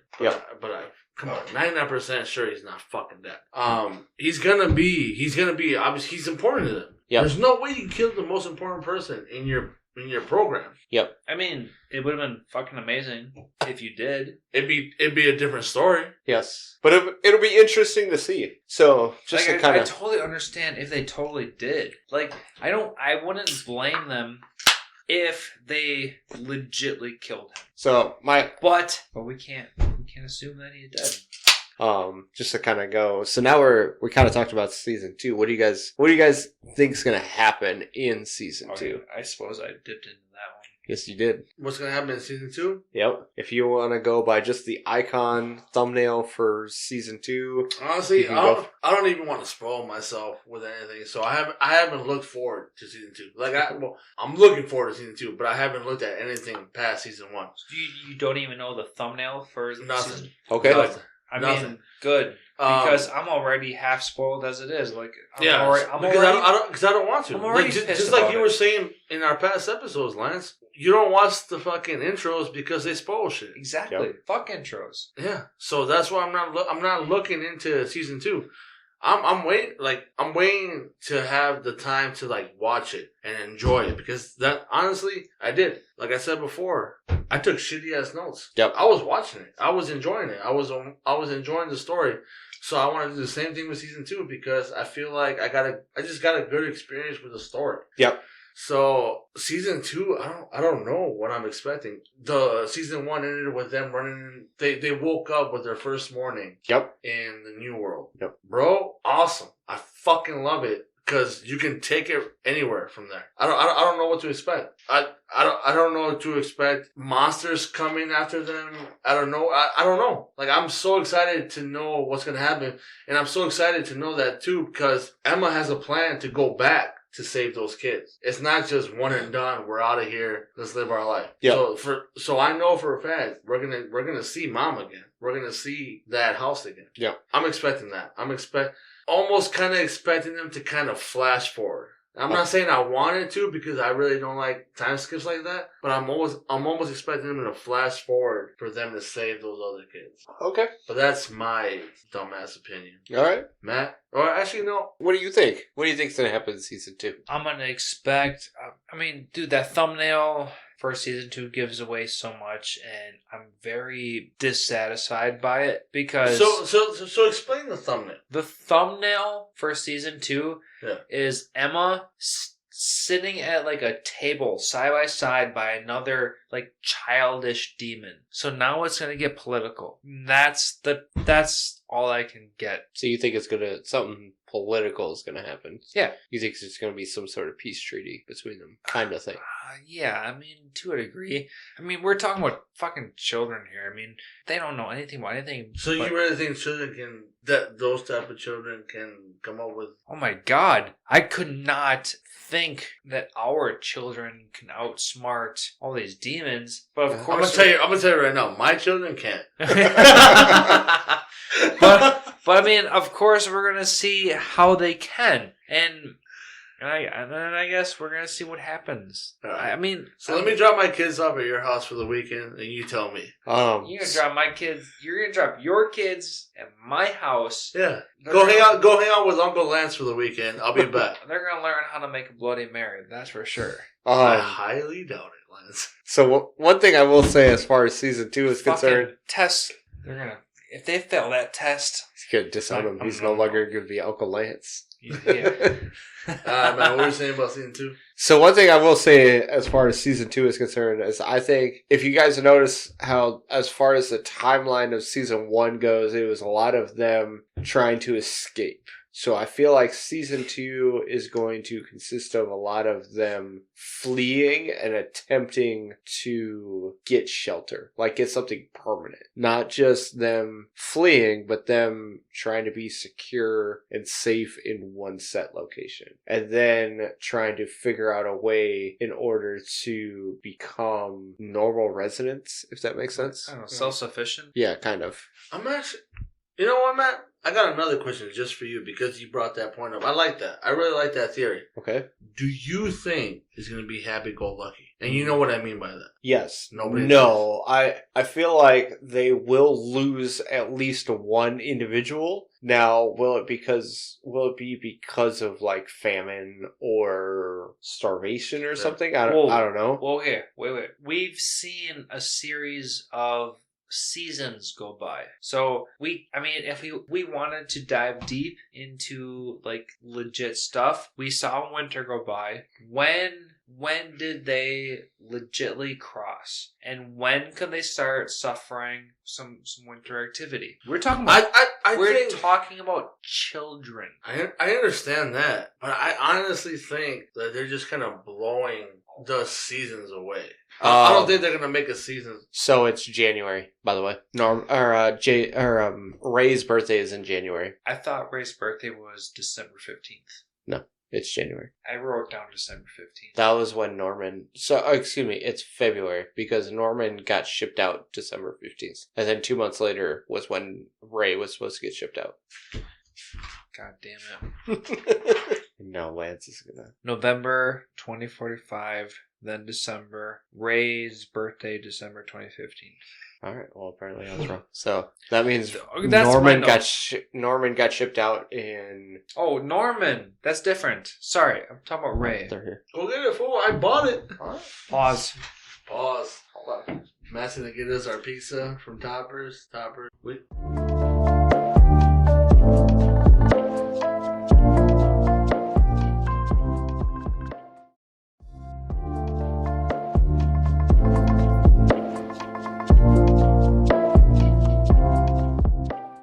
We're back from our break, right? Topper's been delivered. Lance is still eating over here. Mouthful of pizza. We're good. My mouth is full of pizza.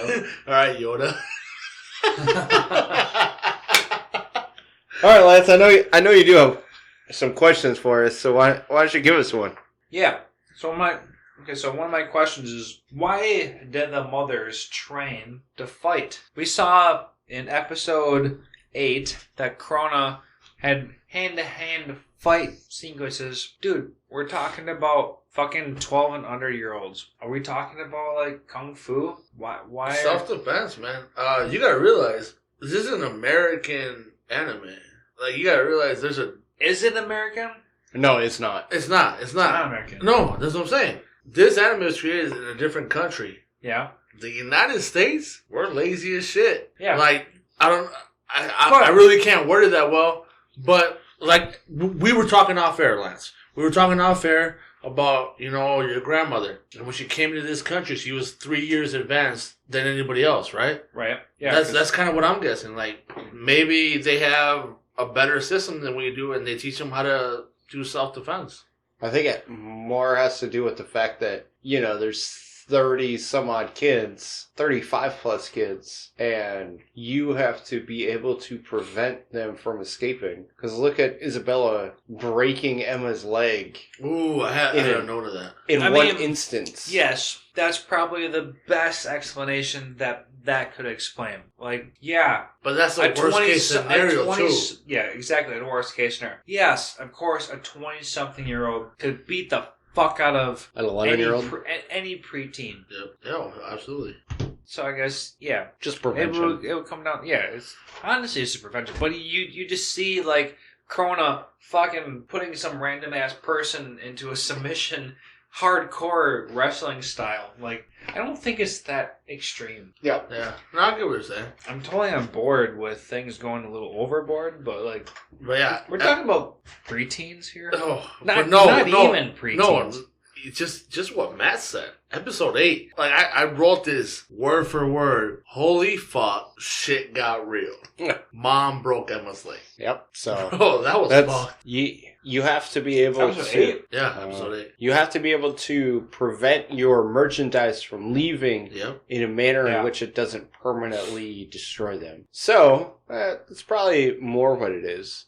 So kind of expanding from that, from what you just said, episode 9. So episode 8, the end of episode 8, you find out Norman's getting shipped. Yep. Episode 9, then you obviously already know this and that. And they're trying to come up with plans to know how to prevent it. They come up with a plan for Ray to break his arm and getting sick. Yep. And or getting sick. Why not just get Norman sick? Done. It would have had to have been like legit. Like you can fake it, but he was already gonna be accepted. I think it was just one of those things where they weren't changing their plans as far as Norman getting shipped out. So in order to prevent Ray from getting shipped out, it was, hey, what can we do? Yeah. All right. Any other questions? Not really a question, but something that I did note down. Actually, no, I'm not on it yet. Oh, actually, no, yes, I am. Holy shit. Episode 11. Ray is going to light himself on fire. Yep. Bro, a 12-year-old. Yep. Oh, I don't know. He's from America, obviously. And Lance is drunk. But you have to think, he's basically spent 6 years mentally preparing for this to happen. I guarantee you, as soon as he... I get it, but they're kids, bro. They're not that... Okay, yeah, they're impressionable, but super advanced. Super advanced. They are only kids in their appearance. They are probably smarter than most people we know. In comparison, they are probably the smartest people you can think of. I don't know if you guys watch like Big Bang Theory, but they are probably Sheldon. Like all of them are probably Sheldon. That's probably a good. Yeah, that's a good way to throw that out. Like, yes, they might be 11, but they are nowhere near savants. Yes, they're borderline savants. And so he has probably been mentally preparing for this instance to happen. Like, he probably at 6 decided he was going to burn himself alive.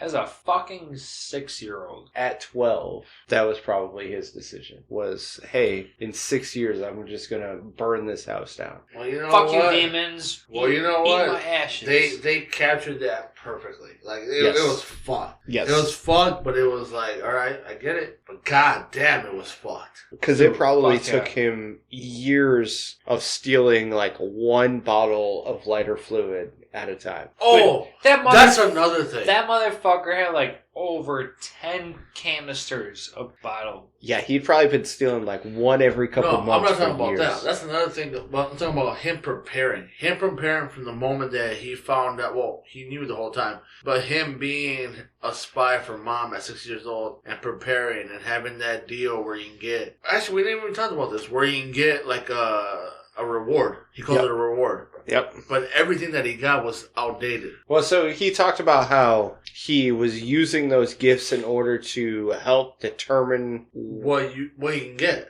What he can get and kind of see what's going on in the outside world. So... Yes and no. You want to know what my problem with this is? The current date of these calendars is 2045. Yep. He's asking for all this stuff that is... These kids are told that the year is 2015, right? No, they're told it's 2045. All of the kids understand that the year is 2045? Mm-hmm. Yeah, they have a calendar, so they know what the year and date is. But it doesn't matter if they know the year. They don't know what technology's out there. Yeah. Oh shit. That might contradict some things that might have happened. Just tell us what you got, man. Not that it's on the top of my mind, and not that I can find in my notes at the moment, because I didn't pay that much close attention. There is moments in the anime that they refer to things as current as 2015. I don't know what they would... I know Ray talks about how some things are slightly outdated. Yeah. But that's the only, like, current... reference of timeline. Yeah. Yeah, so I'm not 100% sure what you're referencing as being current. I know he talks about how there are certain things that are current, and then basically all of his technology stuff is slightly outdated. Okay. But it might have been something you just barely missed, and then you saw it was something else, maybe. I mean, I know it's got to be a bunch of stuff that I'm throwing together that's a mixture of stuff. Maybe. But what I am pretty sure is that the actual current date before Ray gets shipped off of December 15th, right? Did you guys get shipped? I mean, his quote-unquote shipment date. His 12th birthday. How about that? His birthday is December 15th. That's what I wrote down. Did you guys I get don't a remember that. similar? We officially didn't break the year. So it was 2045. Yes, 2045. So that means it would have to be, let's see. So his birthday is January 15th. Shit, January 15th? Yes. Okay. Somehow I missed out on an additional month. I remember writing down that they had waited out an additional month. 2 months have gone by. They were shorter months. A lit up Christmas. So Norman was shipped out almost 2 months to the day of Ray's birthday. So that means Norman was shipped out in basically the middle of November, and then Ray would have been 12 in January. So it probably one of those things where they don't celebrate Thanksgiving, so they just have a Christmas tree or something along those lines. And so that's what that is. Did that clear things up? Okay, before we get too much further, let's talk about the mothers. Okay. Sister Krona does expose that she herself has a tattoo on her neck. Yeah. But Mom doesn't. But Mom doesn't have anything.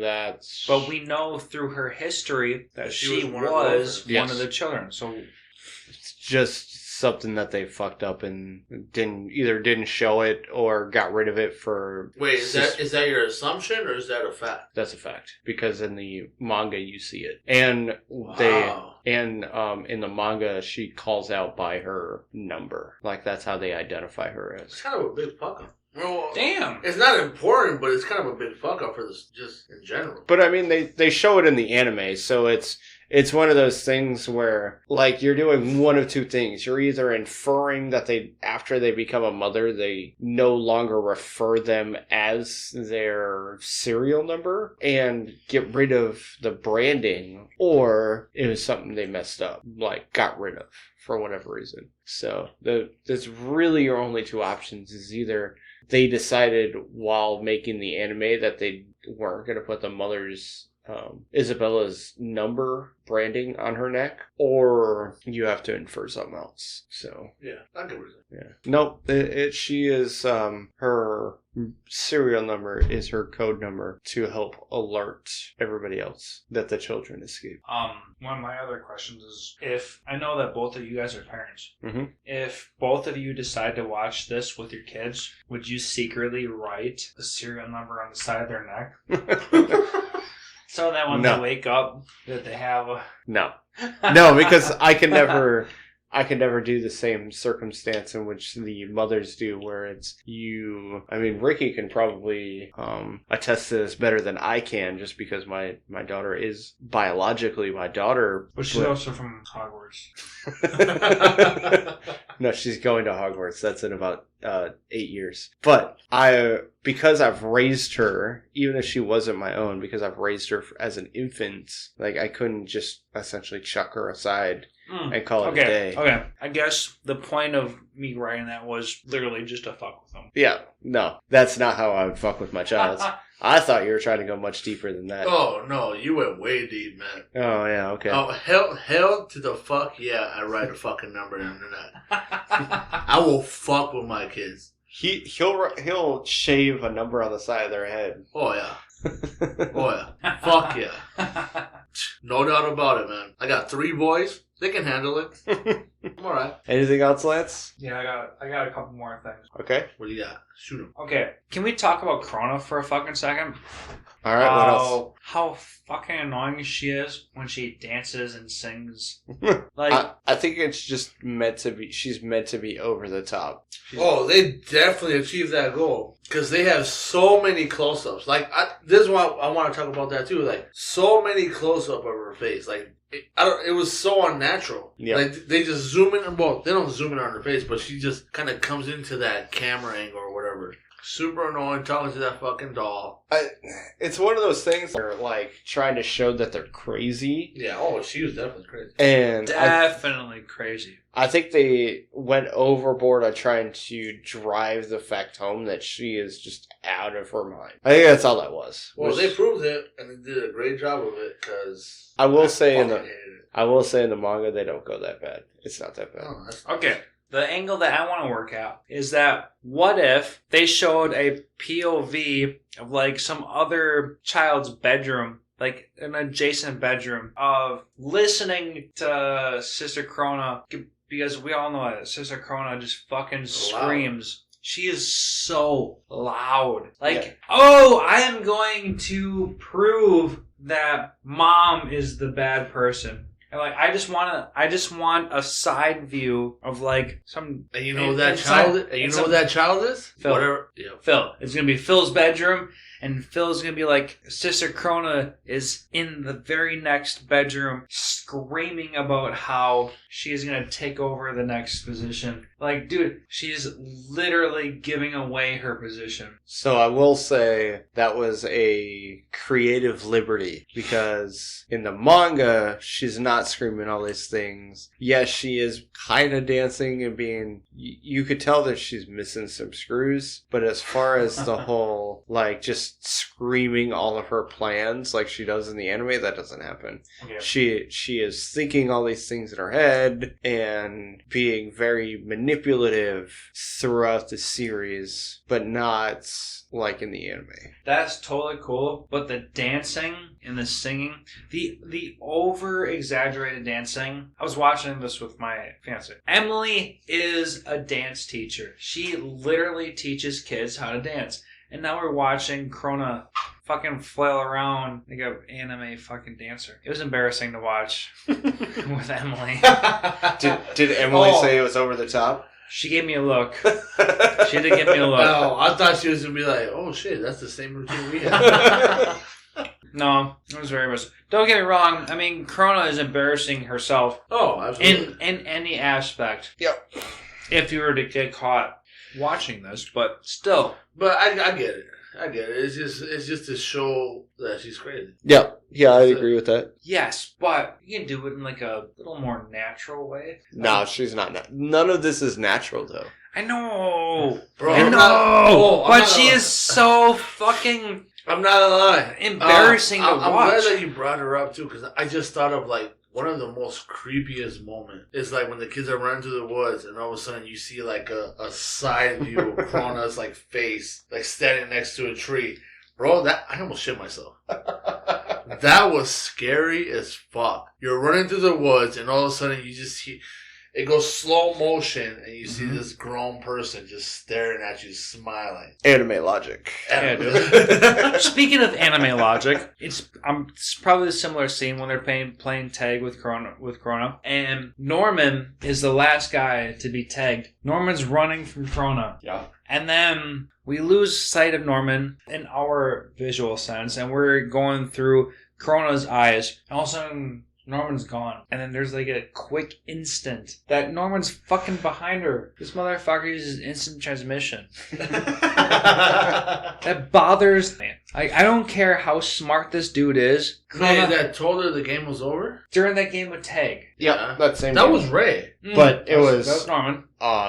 So Norman and Emma were the last two. Yeah. And then they split up and Sister Krona goes immediately after Norman. No, she immediately goes after Emma because Emma has the kids with her. And then Sister Krona goes after Emma, gets Emma, and then goes after Norman and fails. Speaking of failing, I know we're getting close to the end of our discussion. Yeah. So I want to start pointing out some stuff that I want to point out.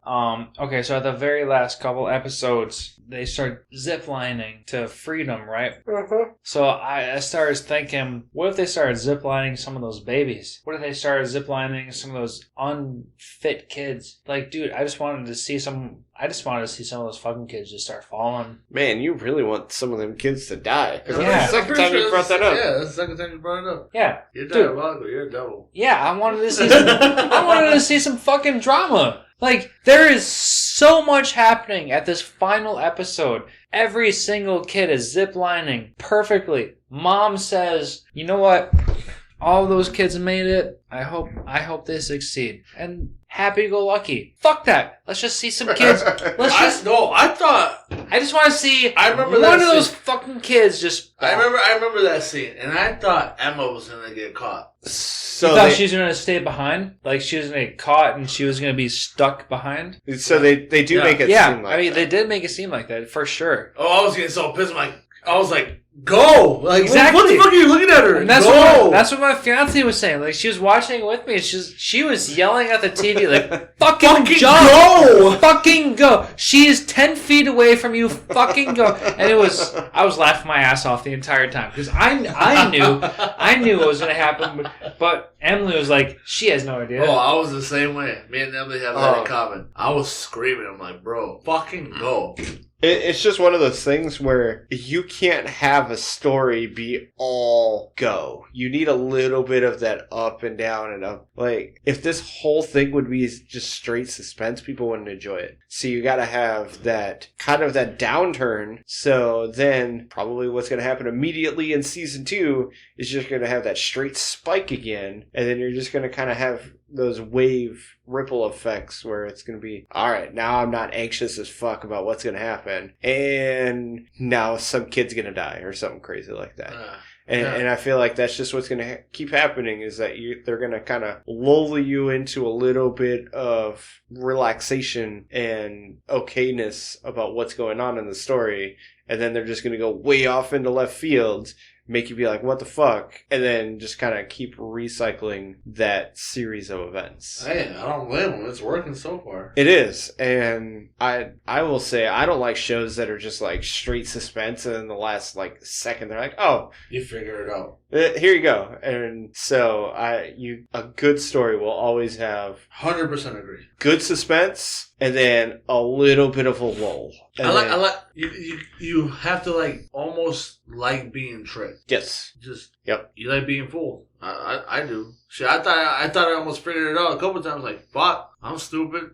That wasn't it. That's why I don't like going too deep into it because I just want to enjoy what happens next, not be like, oh, well, I saw that detail. I think this is going to happen. Oh, look, that happened. Or, well, I mean, that's how I feel about how they need to refresh every single body. Like, body. Not everybody, every body. Like, there's a new person that gets shipped out every other month. So that means that, like you said, Matt, earlier, that like 5 new babies come in every couple months to offset that, but like the anime doesn't show that. Yeah. So I don't know about you, Ricky, but like I'm kind of tapped out on questions anime wise. No, I'm good, man. I think it's time to move on to Matt's manga mentions. Matt, what are these Matt manga mentions gonna offer? NANI?!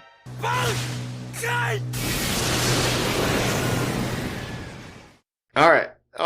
I will say, as far as season 1 is concerned, they do a very good job of sticking true to the manga. There's not a whole lot of changes. I have about 3 pages worth of notes. So it's about average, really, compared to, like, ever since we started doing this. It's about 3 pages is what you're going to see as far as something that sticks well to the manga versus kind of veers off a bunch. One thing that you don't really notice is Emma points out that the house is like a cage. So the windows are all got lattices on them that are bolted to the house. So you can't escape through the windows. Okay, so it already seems like a dungeon or a prison to begin with. But you wouldn't notice it because, I mean, they're lattices, so they allow light and all these other things. Yeah.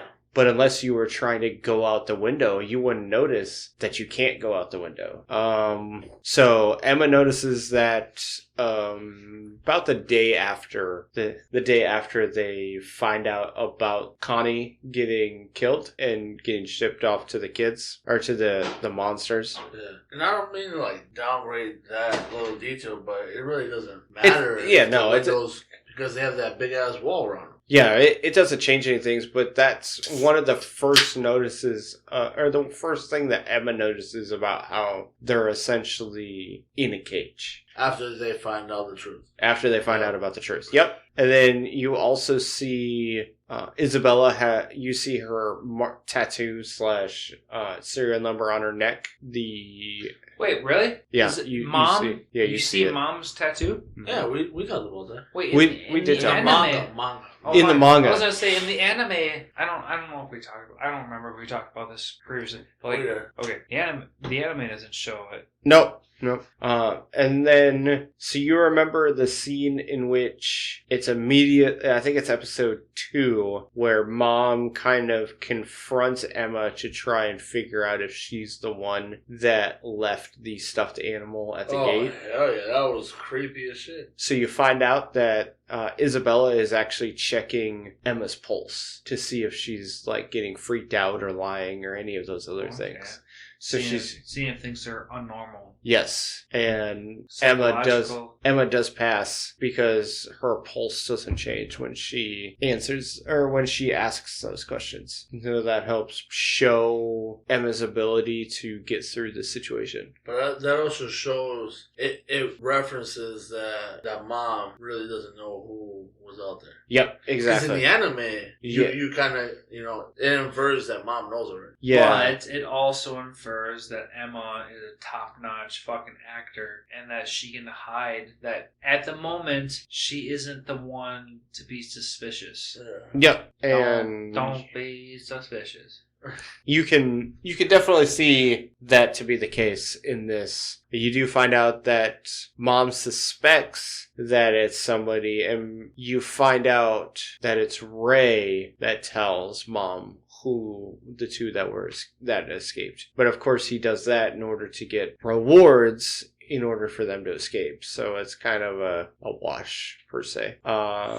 Norman says that he wants to go with Emma's plan because he loves her, not just because he thinks that it's a good plan. Whoa. Yes. Manga? Yes. Manga says love. Yes. Manga says love. Manga says love. Okay, let's make that very clear. Yes. So Norman anime never says it. Norman is doing everything because he loves Emma, not just because... And they came very damn close. Yeah, for real. I love that you said that. Very damn close. You can infer it in the anime, but they definitely did not declare it. No, right. No. Because we're talking about fucking 11-year-olds. Yep.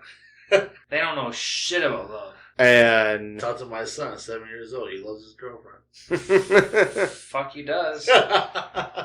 So another thing that happens is for days after the incident at the gate and before Krona, so it's the day before Krona appears, Isabella has the 5 oldest kids basically spot clean the entire house. Go through the inventory of everything and just clean the house like spotless and clear what will be Krona's room. But they don't know why they're clearing it. They just know that they have to go through it and clear all this stuff. So that room was Krona's room was never meant to be her room. It used to be a storage room. And then they took everything out and go through the storage and all that stuff. Some big ass storage room in the anime. So weird. I mean, it's a huge story room in the manga too. The newborn arrives when Krona arrives. Yeah. Yep. I kind of missed that. The baby that they examined for the ear deal and Krona arrived at like the same episode. Yep. So Krona is the one that brings the baby. I did mention that the 3 premium grade kids, so that would be Ray, Norman, and Emma, were all meant to be shipped out together in order for this ceremonial festival. And they were the only 3 premium grades. Wait, don't skip over the fact that you said ceremonial. Yes, that's literally all you know. I'm not skipping over anything. I am skipping over things, but I can't give you any more information because you don't know any more information. All you know is that they are getting shipped out for a super important ceremonial festival, and they are... That as far as season 1 goes, we have no idea what that even means. Yep, exactly. Do you have any implication of what that would mean in season 1? Basically, it's the head of the monsters is going to be who... The one? Yeah, the top of the food chain kind of the monsters. Yep. That's really all you can infer. / that's kind of what they say, but they nothing's don't been really say. confirmed in your manga and in In the manga. Okay. Norman does talk about killing Crone to get her basically out of the way because she's hindering their plans. He also talks about killing Isabella as well, instead of just like one of his initial plans was to kill Isabella and then escape instead of trying to find a good way to escape. Okay, so is that where the animated version of them looking for poisons So that's comes into play? That's different. That does happen, but he talks initially about killing Isabella to escape, and then the plan, Like for real, or for just like no, for real. Just like he talks about wanting to kill Krona to get her because she's a hindrance to the plan, and that's Damn, these kids are fucking savages. I mean, he did have poison and stuff. That stuff wasn't That's only what's his name? Norman. Yeah. Yeah. Norman thinking about this shit. Yeah, it's just Norman. Yeah, it's just Norman. Don't worry about him. He's just an 11-year-old genius. Exactly. The poison was really meant for Ray to tell Mom that he was going to poison her. That's all that was. Okay, so Norman was assuming that Ray would tattle on him. He already knew that Ray was the spy at that point. Yeah. They were trying to set her up. I was gonna say, yeah, because at the point of all this poisoning shit was basically mid to end of the series. Like, shit was already established. Yeah. Yeah, no, the poison or the killing of Isabella and Krona was before, and then Ray informs Norman that he is the spy, and basically they come up with a plan that Norman is going to use poison to kill Isabella in order for Ray to tell her and get the reward. Oh, that's some. I mean, kind of. It doesn't really change anything. I didn't realize that Ray was trying to poison. No, Ray wasn't trying to poison, but Ray informed. Sorry, Norman. That Norman was trying to poison Sister Krona.